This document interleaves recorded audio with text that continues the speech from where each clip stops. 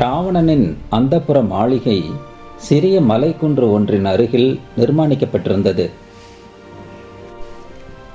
அந்த குன்றிலிருந்து பனியின் வெண்மைக்கு ஈடான நீர்வீழ்ச்சி விழுந்து கொண்டிருந்தது. அந்த குளிர்ந்த நீர் சிறு ஓடை போல் அந்த மாளிகையின் பக்கவாட்டில் சத்தமின்றி ஓடிக்கொண்டிருந்தது.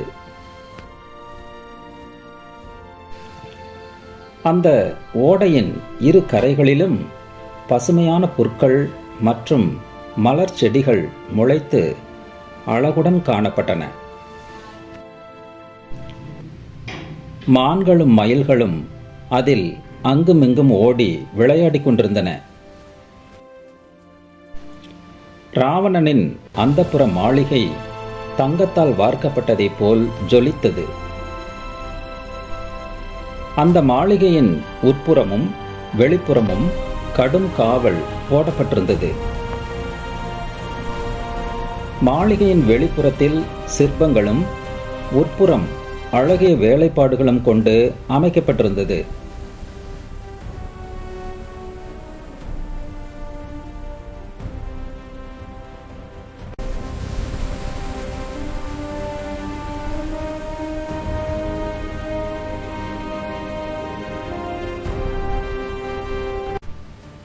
அலங்கார விளக்குகளும் ராவணன் அமரும் சிம்மாசனமும் அங்கு காணப்பட்டது.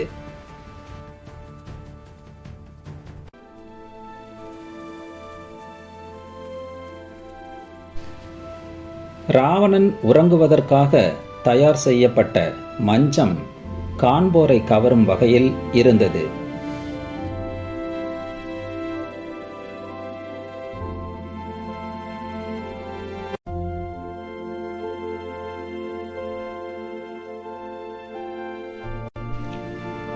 அலங்கார கோடைகளில் மலர்களும் கனிகளும் வைக்கப்பட்டிருந்தன.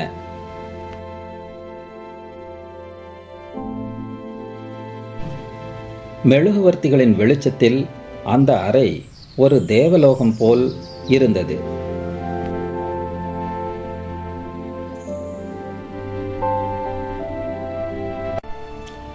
மேலும் உணவு கூடங்கள் சிறப்பாக அமைக்கப்பட்டும் உணவு வகைகளை பரிமாற அதற்கான பணியாளர்கள் ஏற்பாடு செய்யப்பட்டும் காணப்பட்டது.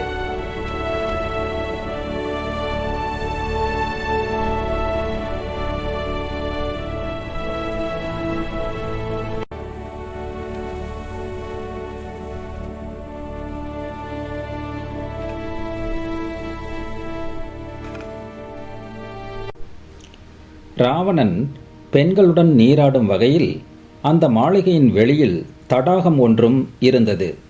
அதில் பெண்கள் தாகம் எடுக்கும்போது சுவையான பானங்களை கொஞ்சம் அருந்திவிட்டு அந்த தடாகத்தில் நீந்தி விளையாடி மகிழ்ந்தார்கள்.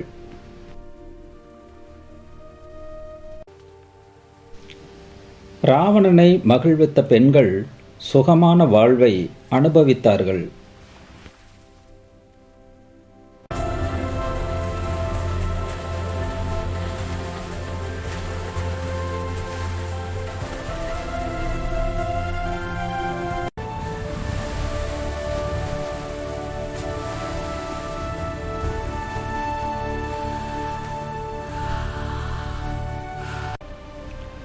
இந்த நிலையில் ராவணன் தான் புதிதாக வெற்றி கொண்ட நாடுகளிலிருந்து கபளீகரம் செய்து வந்திருந்தான் அல்லவா பெண்களை, இதோ அவர்களை அந்த மாளிகை வாசலில் கொண்டு வந்து இறக்கினான்.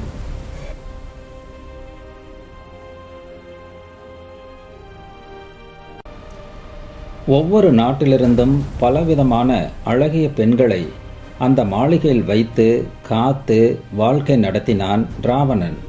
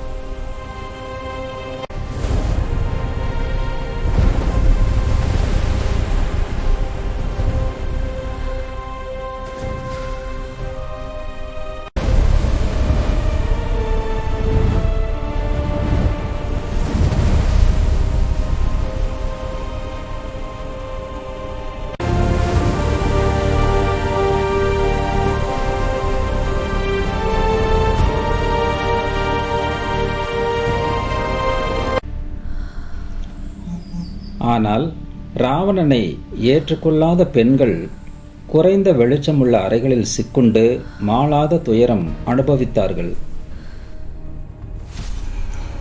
அவர்கள் அனைவரின் துன்பங்களும் அவன் அழிவிற்கான கடும் சாபங்களாய் கொடுக்கப்பட்டு ராவணனை பழிதீர்க்கும் நாளை எதிர்நோக்கி இருந்தன.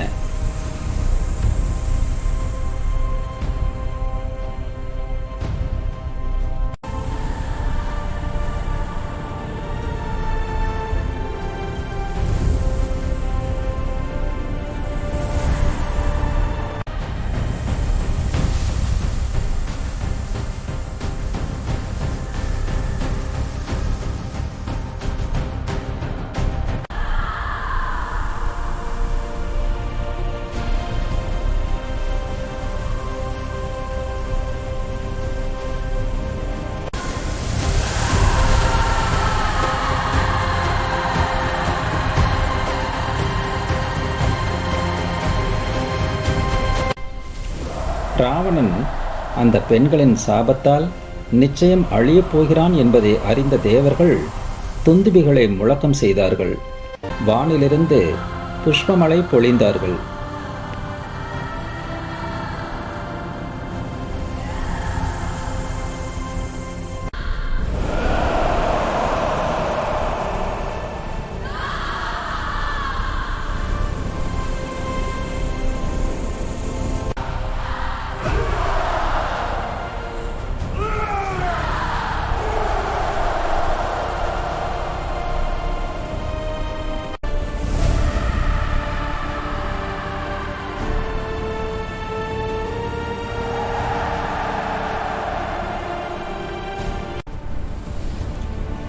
அதன்பின் ராவணன் தனது வருகைக்காக காத்து கிடந்த தன் நாட்டு மக்களை சந்திக்க அங்கிருந்து சென்றான்.